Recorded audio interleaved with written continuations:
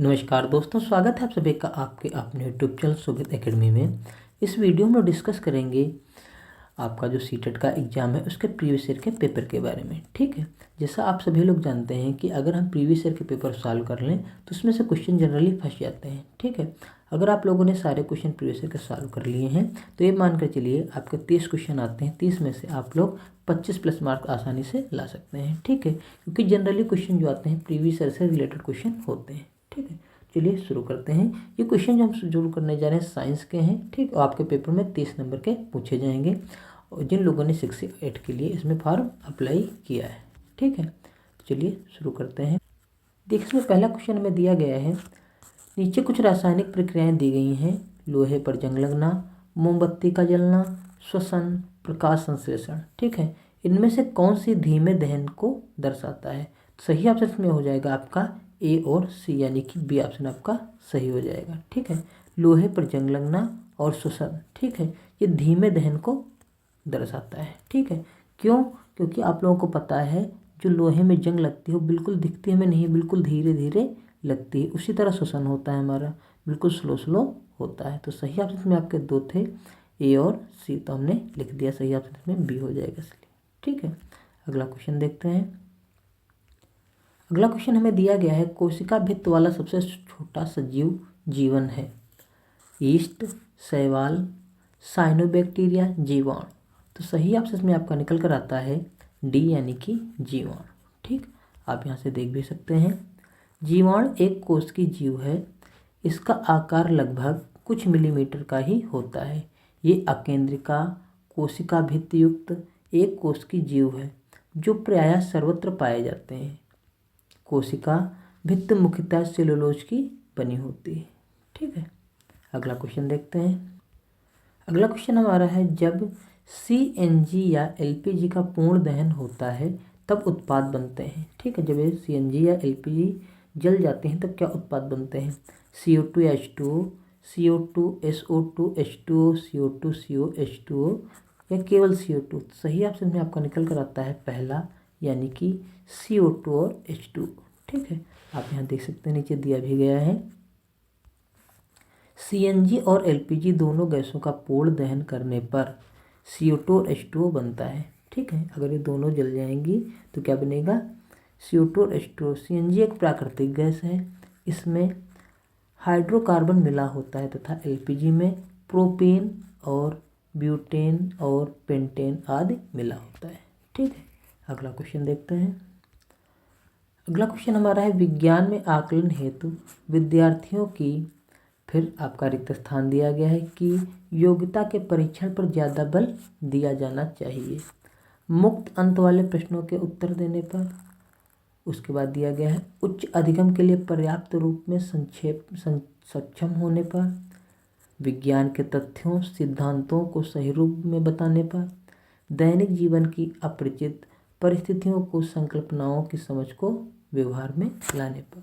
तो सही ऑप्शन में आपका निकल कर आता है डी, यानी कि दैनिक जीवन में अपरिचित परिस्थितियों में संकल्पनाओं की समझ को व्यवहार में लाने में। ठीक है, तो यहाँ पर आप देख भी सकते हैं, इसमें डी ऑप्शन में नीचे दिया भी गया है, आप देख सकते हैं। विज्ञान में आकलन हेतु विद्यार्थियों की दैनिक जीवन की अपरिचित परिस्थितियों में संकल्पनाओं की समझ का व्यवहार में लान की योग्यता के परीक्षण पर बल दिया जाना चाहिए। ठीक है, अगला क्वेश्चन देखते हैं। अगला क्वेश्चन दिया गया है, ऊष्मीय मान की SI इकाई है। जूल प्रति किलोग्राम, कैलोरी प्रति किलोग्राम, किलो जूल प्रति किलोग्राम या कैलोरी? तो सही ऑप्शन में आपका निकल कर आता है सी, यानी कि किलो जूल प्रति किलोग्राम। ठीक है, ये आपकी होती है ऊष्मीय मान की SI इकाई। ठीक है, तो देखिए इसमें नीचे दिया भी गया है, ऊष्मीय मान की SI इकाई किलो जूल प्रति किलोग्राम होती है। ठीक है, उसके बाद आप देख सकते हैं नीचे और भी लिखा गया है इसमें, किसी ईंधन के 1 किलोग्राम का द्रव्यमान पूर्ण दहन करने से प्राप्त ऊष्मा की मात्रा उसकी कहलाती है ऊष्मीय मान कहलाता है। ठीक है, सही ऑप्शन इसमें कौन सा था आपका? सी, किलो जूल प्रति किलोग्राम। अगला क्वेश्चन देखते हैं। अगला क्वेश्चन दिया गया, शर्करा को एल्कोहल में परिवर्तित करने की प्रक्रिया उसका अतिरिक्त स्थान है के नाम से जानी जाती है। ठीक है। पार्श्वीकरण, जीवाणुनाशक, समांगीकरण, उसका दिया गया है किण्वन। तो सही ऑप्शन में आपका निकल कर आता है डी यानी कि किण्वन। ठीक है, सही ऑप्शन में आपका निकल कर आता है किण्वन। देखिए इसमें नीचे दिया भी गया है। किण्वन एक जैव रासायनिक प्रक्रिया है जिसमें जटिल कार्बनिक यौगिक सूक्ष्म सजीवों की सहायता में सरल कार्बनिक यौगिक में विघटित होता है तथा इस प्रक्रिया में ऑक्सीजन की आवश्यकता नहीं होती है। इस प्रक्रिया के द्वारा अल्कोहल शराब का निर्माण किया जाता है। यहाँ पर देख सकते हैं गन्ने की शक्कर की किण्वन की प्रक्रिया ये दिखाई गई, आप यहाँ पर देख सकते हैं। देखिए ये शर्करा है, इसमें पानी मिलाया गया है। उसके बाद यहाँ पर देखिए ग्लूकोज और फ्रक्टोज मिलते हैं, साथ में एथिल अल्कोहल निकलता है और कार्बन डाइऑक्साइड गैस में प्राप्त होती है किण्वन की विधि। अगला क्वेश्चन देखते हैं। अगला क्वेश्चन दिया गया है विज्ञान शिक्षण की परियोजना पद्धति की एक मुख्य सीमा यह है कि ज्ञान को क्रमिक रूप में अर्जित नहीं किया जा सकता। विभिन्न विषयों में संकल्पनाओं के एकीकरण को प्राप्त किया जा सकता है। विद्यार्थियों को अधिक मात्रा में मानसिक और शारीरिक कार्य करना पड़ता है। उसके बाद दिया गया यह एक मनोवैज्ञानिक पद्धति है। तो सही ऑप्शन में निकल कर आता है आपका सी यानी कि विद्यार्थियों को अधिक मात्रा में मानसिक और शारीरिक कार्य करना पड़ता है। ठीक है, अगला क्वेश्चन देखते हैं। देखिए इसमें नीचे दिया भी गया है, यहाँ पर आप देख सकते हैं विज्ञान शिक्षण की परियोजना पद्धति की एक मुख्य सीमा यह है कि विद्यार्थियों को अधिक मात्रा में मानसिक और शारीरिक कार्य करना पड़ता है।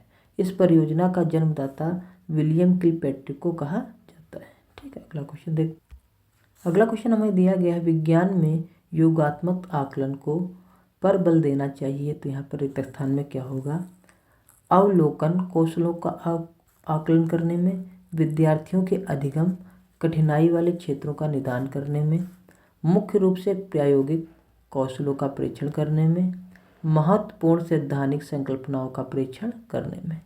तो सही ऑप्शन में निकल कर आता है आपका बी यानी कि विद्यार्थियों के अधिगम कठिनाई वाले क्षेत्रों का निदान करने में।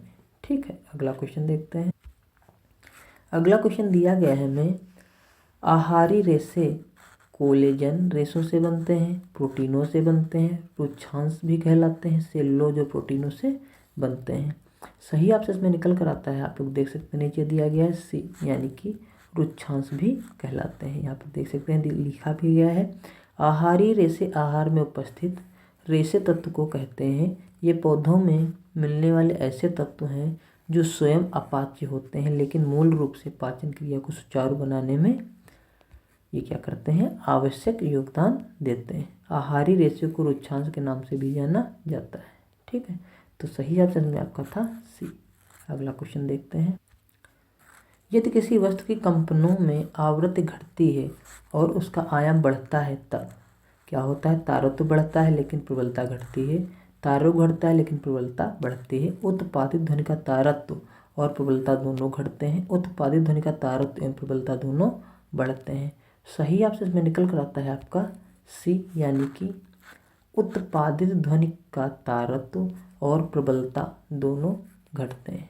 ठीक है, देखिए यहाँ नीचे दिया भी गया है ध्वनि की तारत्व आवृत्ति पर निर्भर करती है। ध्वनि की तारत्व उसकी आवृत्ति पर निर्भर करती है। कंपन की आवृत्ति अधिक हो तो ध्वनि की तारत्व भी अधिक होती है तथा कंपन की आवृत्ति कम होने पर ध्वनि कम तारत्व की होती है। अतः यदि किसी वस्तु की कंपनों की आवृत्ति घटती है तो उसका आयाम बढ़ता है और उसकी उत्पादित जो ध्वनि का तारत्व और प्रबलता दोनों घटते हैं। यहाँ पर आप देख सकते हैं। अगला क्वेश्चन देखते हैं। निम्नलिखित मानव निर्मित रेशों में से कौन सा कृत्रिम रेशम कहलाता है? एक्रिलिक, पॉलिस्टर, नाइलिन और रेयान। तो सही ऑप्शन में निकल कर आता है आपका डी यानी कि रेयान।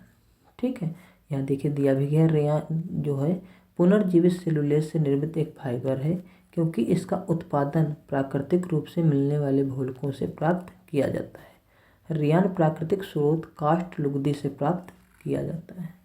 अगला क्वेश्चन देखते हैं। विज्ञान शिक्षण में रचनावाद उपागम की, उसके बाद आपका रिक्त स्थान है की ओर संकेत करता है, किसकी ओर संकेत करता है। ठीक है, तो पहला ऑप्शन दिया गया विद्यार्थियों को अधिक से अधिक पठन सामग्री उपलब्ध कराने में। उसका दिया गया कमजोर विद्यार्थियों को अतिरिक्त शैक्षणिक सहायता उपलब्ध कराने में। उसका दिया गया समस्या समाधान में विभिन्न गणितीय सूत्रों का अनुप्रयोग। उसका ऑप्शन डी आपका दिया गया है विद्यार्थियों को आनुभाविक अधिगम उपलब्ध कराने में। ठीक है, तो सही ऑप्शन में निकल कर आता है आपका डी ही, यानी कि विद्यार्थियों को आनुभाविक अधिगम उपलब्ध कराने में। ठीक है, ये ऑप्शन आपका सही हो जाता है। यहाँ पर आप चाहें तो नीचे देख भी सकते हैं, नीचे ऑप्शन डी दिया गया है विज्ञान प्रशिक्षण में रचनावाद उपागम विद्यार्थियों को आनुभाविक अधिगम उपलब्ध कराने की ओर संकेत करता है। ठीक है, अगला क्वेश्चन देखिए। अगला क्वेश्चन हमें दिया गया है वह गैस जो रक्त में कार्बोक्सी हीमोग्लोबिन बनाती है जिससे दम घुटता है उसे क्या कहा जाता है। Carbon monoxide, nitrogen, carbon dioxide, chlorofluorocarbon. तो सही ऑप्शन में निकल कर आता है, आप देख सकते हैं ए, यानी कि कार्बन मोनोऑक्साइड। यहाँ पर लिखा भी गया है कार्बन मोनोऑक्साइड अधिक मात्रा में शरीर के अंदर पहुँच जाए तो दम घुटने लगता है तथा मृत्यु भी हो सकती है। ठीक, अगला क्वेश्चन देखते हैं। अगला क्वेश्चन दिया गया भूकंपों से संबंधित निम्नलिखित कथनों में से कौन सा कथन सही नहीं है। भूकंपित तरंगों का रिकॉर्ड भूकंप लेखी सिस्मोग्राफ कहलाता है। भूकंप लेखी सिस्मोग्राफ भूकंप अपलेख का रिकॉर्ड रखता है। उसका दिया गया रिक्टर पैमाना रैखिक नहीं बल्कि लघुगणकीय है। अगला ऑप्शन है भूकंपी तरंगें केंद्र से उत्पन्न होती हैं। तो सही ऑप्शन इसमें निकल कर आता है आपका बी, यानी कि भूकंप लेखी सिस्मोग्राफ भूकंप अवलेख का रिकॉर्ड रखता है। ये ऑप्शन आपका इसमें निकल कर आता है गलत है। ठीक है, हमें गलत ही चुनना था, इसलिए इसमें बी ऑप्शन होगा राइट। देखिए, इसमें दिया भी गया है भूकंप तरंगों को भूकंप लेखी सिस्मोग्राफ नामक उपकरण द्वारा रिकॉर्ड किया जाता है। तत्पश्चात इससे भूकंप की तीव्रता ज्ञात की जाती है। और इसमें दिया गया था भूकंप लेखी सिस्मोग्राफ भूकंप अवलेख का रिकॉर्ड रखता है। ठीक है, अगला क्वेश्चन देखते हैं। निम्नलिखित में से कौन सा विज्ञान में रूपात्मक आकलन की मुख्य विशेषता है। तो ऑप्शन इसमें दिए गए हैं। इसका उद्देश्य विद्यार्थियों में मनोवैज्ञानिक दृष्टिकोण का विकास करना। इसका उद्देश्य प्रायोगिक कौशलों को समुन्नत कराना। यह वर्ष के अंत में आयोजित किया जाता है। यह अपनी प्रकृति में निदानात्मक है। ठीक है, तो सही ऑप्शन में निकल कर आता है आपका ए, यानी कि इसका उद्देश्य विद्यार्थियों में वैज्ञानिक दृष्टिकोण का विकास करना। ठीक है, अगला क्वेश्चन देखते हैं। विज्ञान शिक्षण में परियोजना पद्धति उसका रिक्त स्थान है के लिए सबसे ज़्यादा उपयुक्त है। पहला ऑप्शन है विद्यार्थियों के तर्कणा कौशल को दृढ़ करने के लिए, कार्य करने की वैज्ञानिक पद्धति को बढ़ावा देने के लिए, विज्ञान में आधारभूत संकल्पनाओं की समझ को बढ़ावा देने में, विद्यार्थियों की अंक संबंधी योगदानताओं को सम्मिलित कराने में। सही ऑप्शन में निकल कर आता है आपका बी, यानी कि कार्य को वैज्ञानिक पद्धति को बढ़ावा देना। कार्य करने की जो वैज्ञानिक पद्धति उसको बढ़ावा देना। यहाँ नीचे भी देख सकते हैं आप, लिखा गया है विज्ञान शिक्षण में परियोजना पद्धति कार्य करने की वैज्ञानिक पद्धति को बढ़ावा देना सबसे उपयुक्त है। यह परियोजना करके सीखना, जीवन में सीखना, विद्यार्थियों को सहयोग द्वारा सीखना आदि सिद्धांतों पर कार्य करती है। ठीक है, अगला क्वेश्चन देखते हैं। अगला क्वेश्चन देखिए, दिया गया है विद्यार्थियों ए बी सी डी ने जब सूखे लिटमस पत्र पर ठोस बेकिंग सोडा रगड़ा, ठीक है, तो उन्होंने निम्नलिखित अवलोकन किए।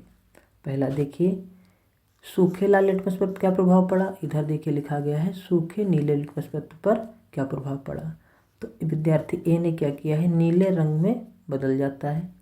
उसके बाद है कोई बदलाव नहीं होता है। फिर यहाँ बी वाला विद्यार्थी देखिए क्या किया गया है, कोई बदलाव नहीं होता है, लाल रंग में बदल जाता है। उसके बाद देखिए यहाँ पर नीले रंग में बदल जाता है, लाल रंग में बदल जाता है। फिर डी विद्यार्थी ने किया है कोई बदलाव नहीं होगा, और इसमें भी कोई बदलाव नहीं होगा। ठीक है, फिर नीचे हमें ऑप्शन दिए गए, यहाँ पर देख सकते हैं किस विद्यार्थी द्वारा अवलोकन सही है। तो सही ऑप्शन में आपको देख सकते हैं निकल कर आता है आपका डी।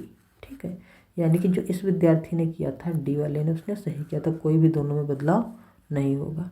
ठीक है, यहाँ पर भी कोई बदलाव नहीं होगा, इसमें भी और इसमें भी कोई बदलाव नहीं होगा। कब? जब हम क्या करेंगे, सूखे लिटमस पत्र पर ठोस बेकिंग सोडा, खाने का सोडा रगड़ेंगे तो सूखे लाल लिटमस पर भी कोई प्रभाव नहीं पड़ेगा और सूखे नीले लिटमस पत्र पर भी कोई प्रभाव नहीं पड़ेगा। ठीक है, तो इसमें डी ऑप्शन सही हो जाएगा, क्योंकि ये वाला विद्यार्थी जो था इस पर कोई प्रभाव नहीं था, तो डी सही था। और इसमें ऑप्शन जो आपका सही निकल कर आएगा वो निकल कर आएगा यहाँ पर बी, क्योंकि बी में दिया गया है डी। अगला क्वेश्चन देख लेते हैं। विज्ञान में रिक्त स्थान के लिए प्रायोगिक कार्य पर बल दिया जा सकता है।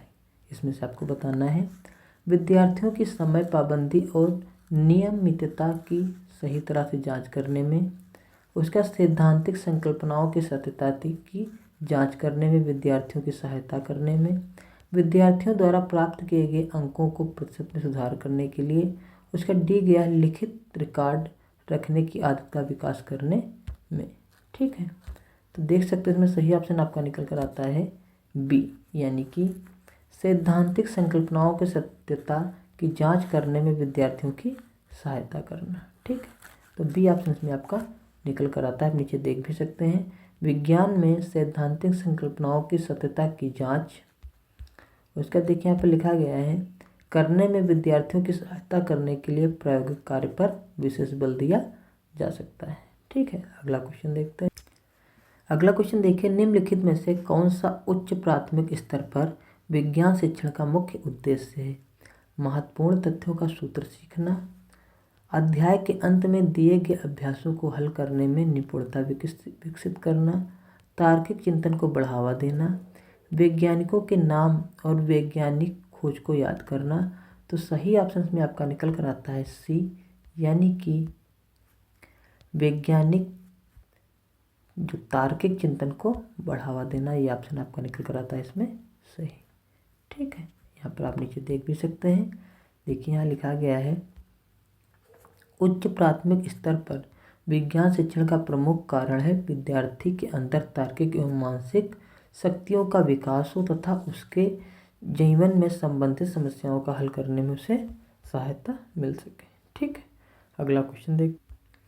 अगला क्वेश्चन है प्रतिजैविक, उसका रिक्त स्थान दिया गया कि उपचार में प्रभावी हैं इन्फ्लुएंजा, हेपेटाइटिस, डेंगू बुखार, डी हैजा। तो जो प्रतिजैविक होते हैं वो हैजा में सहायक करते हैं। सही ऑप्शन डी आ जाएगा। यहाँ पर देख सकते हैं नीचे लिखा भी गया है, प्रतिजैविक का उपयोग जो होता है हैजा के उपचार में किया जाता है। हैजा एक संक्रामक रोग है, यह विब्राओं कालेरी नामक जीवाणुओं द्वारा फैलता है। किसके द्वारा फैलता है? यहाँ देख सकते हैं, विब्रियो कालेरी नामक जीवाणु। ठीक है, अगला क्वेश्चन देख लेते हैं। आमतौर पर खाद्य सामग्री को रखने के लिए पेट बोतलों और जारों का प्रयोग किया जाता है। पेट का सुपरिचित प्रकार है रेयान कृत्रिम रेशा, पोलिएमाइड, पॉलिस्टर, एक्रिलिक। तो सही ऑप्शन में निकल कर आता है आपका सी, यानी कि पॉलिएस्टर।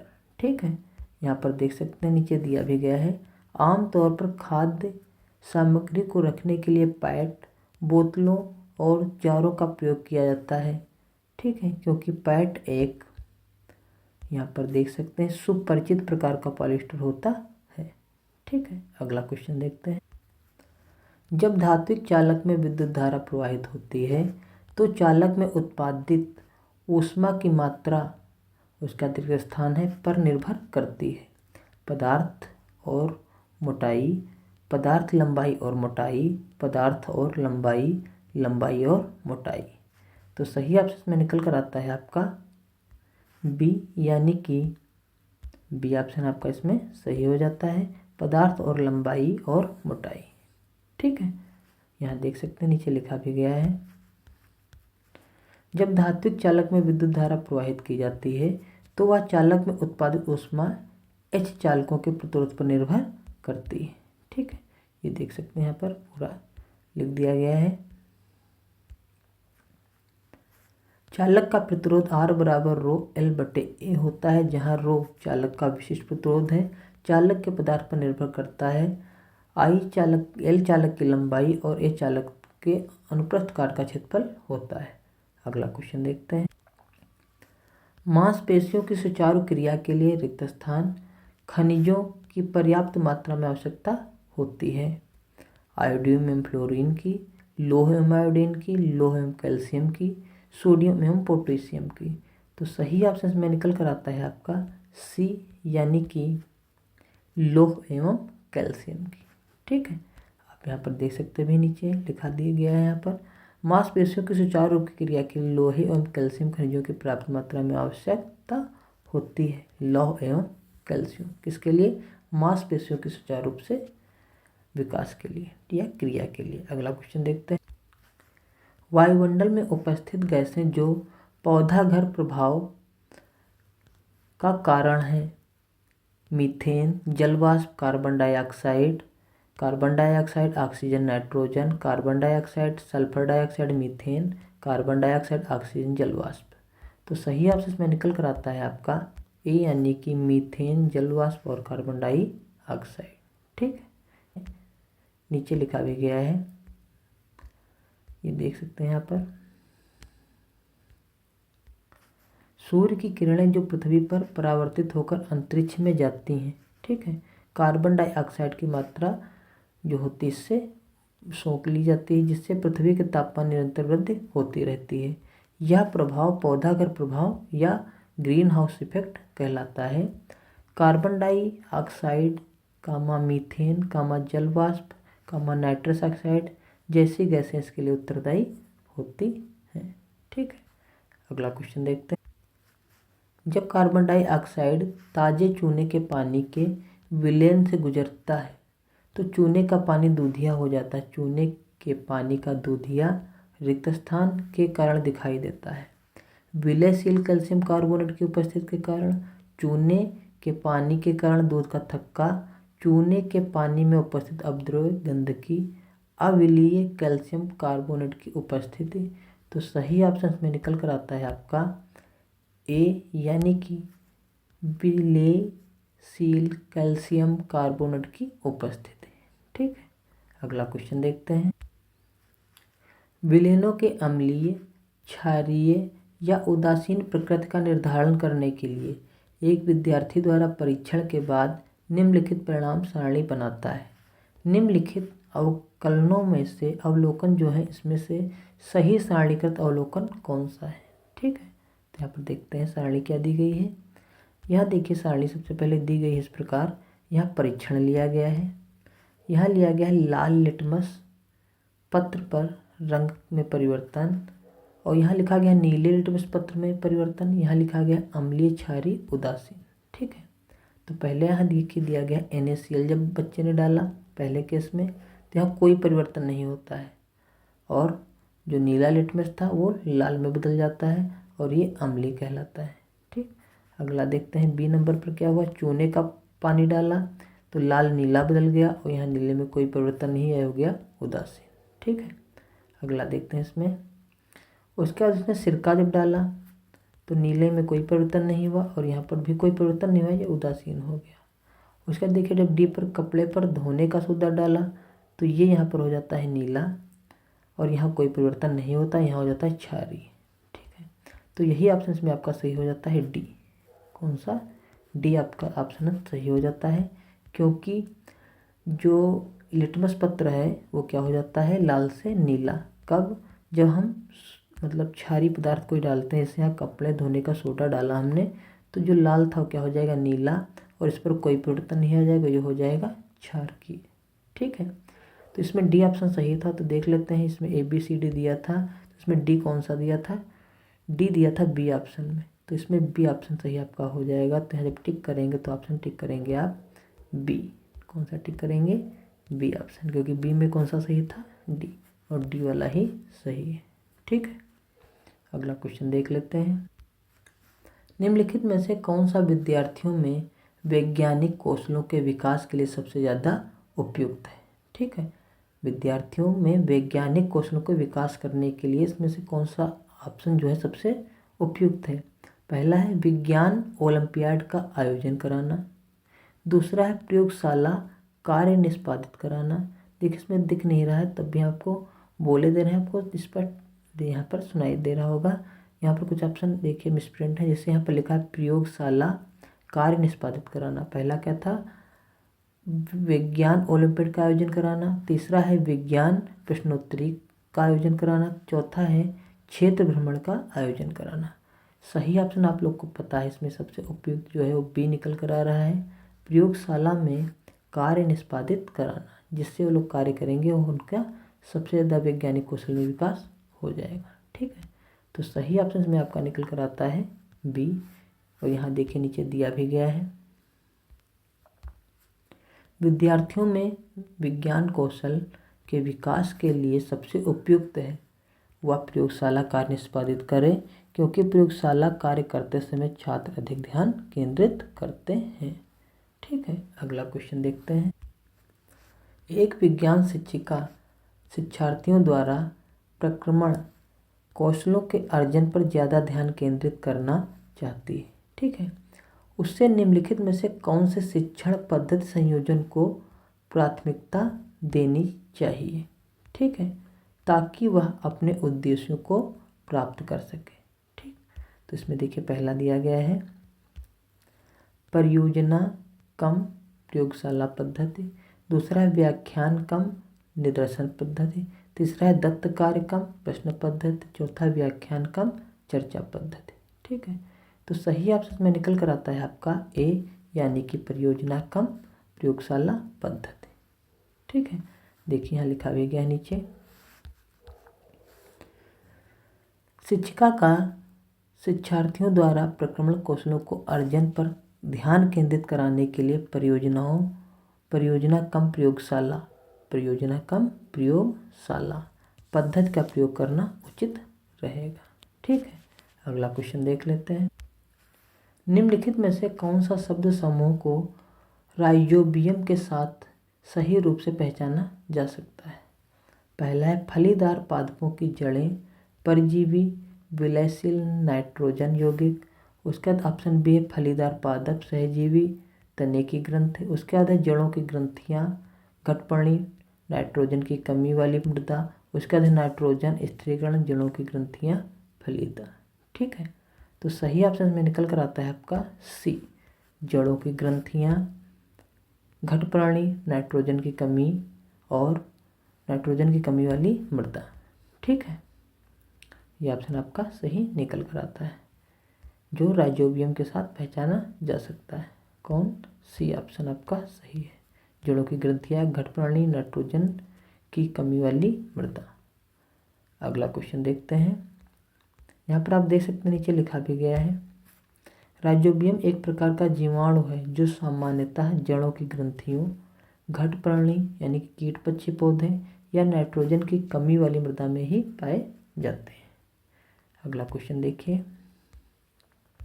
एक प्रयोगशाला में थर्मामीटर 55 डिग्री सेंटीग्रेड और 56 डिग्री सेंटीग्रेड के बीच 5 छोटे विभाजन प्रदर्शित करता है। इससे तात्पर्य है, उसका रिक्त स्थान है, तक उचित रूप में पढ़ा जा सकता है। इसमें से किस उचित रूप में पढ़ा जा सकता है। सही ऑप्शन से निकल कर आता है आपका ए, 55.2 डिग्री सेंटीग्रेड तक पढ़ा जा सकता है। यहाँ नीचे देख लीजिए लिखा भी गया है यहाँ पर, एक प्रयोगशाला थर्मामीटर में 55 डिग्री सेंटीग्रेड और 56 डिग्री सेंटीग्रेड के बीच 5 छोटे विभाजन प्रदर्शित करता है। तब एक छोटे भाग का 1/5 डिग्री सेंटीग्रेड अर्थात 0.2 डिग्री सेंटीग्रेड होगा। इसका मतलब यह है कि तापमापी 55.2 सेंटीग्रेड तक उचित रूप से मापा जा सकता है। ठीक है, तो सही ऑप्शन में निकल कर आता है आपका ए। ठीक, इस प्रकार जो आपके विज्ञान में इस सेट में क्वेश्चन पूछे गए थे इस प्रकार क्वेश्चन थे, और जनरली आपको इसमें से कुछ ना क्वेश्चन आपके पेपर में मिल जाएंगे। ठीक है, अगर आप लोग ऐसे ही क्वेश्चन देखना चाहते हैं तो हमारे चैनल को सब्सक्राइब कीजिए। अगले वीडियो में फिर मिलेंगे नेक्स्ट प्रैक्टिस सेट के साथ में विज्ञान के। ठीक है, तो वीडियो को लाइक कर दीजिए और वीडियो को ज़्यादा से ज़्यादा शेयर कर दीजिए। वीडियो देखने के लिए बहुत बहुत धन्यवाद। Thank you very much.